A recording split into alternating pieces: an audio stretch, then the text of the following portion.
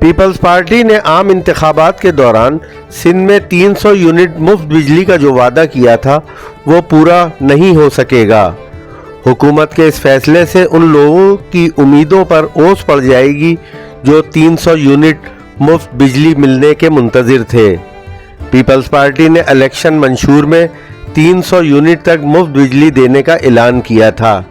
Election 2024 کے بعد آئندہ چند روز میں پیپلز پارٹی کی سندھ حکومت کا پہلا بجٹ آ رہا ہے۔ سندھ کے عوام کو صوبائی بجٹ میں سب سے زیادہ مفت بجلی ملنے کے منصوبے کا انتظار ہے۔ پیپلز پارٹی کے بہت سے رہنما مختلف مواقع پر بارہا یہ باور کرا چکے ہیں کہ حکومت سندھ پیپلز پارٹی کے چیئرمین بلاول بھٹو زرداری کی جانب سے کیے جانے والے وعدے کے مطابق مفت بجلی دینے کے اعلان پر عمل کرے گی، لیکن اب مالیاتی مشکلات اور دیگر وجوہات پر سندھ حکومت 300 یونٹ مفت بجلی فراہم کرنے کے اپنے وعدے سے پیچھے ہٹتی ہوئی دکھائی دے رہی ہے۔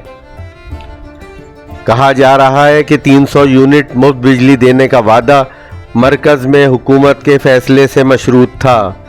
وزیر توانائی سندھ سید ناصر حسین شاہ نے بھی اس خدشے کا اظہار کیا ہے کہ 300 یونٹ مفت بجلی منصوبے پر عمل درآمد کرنا شاید ممکن نہ ہو۔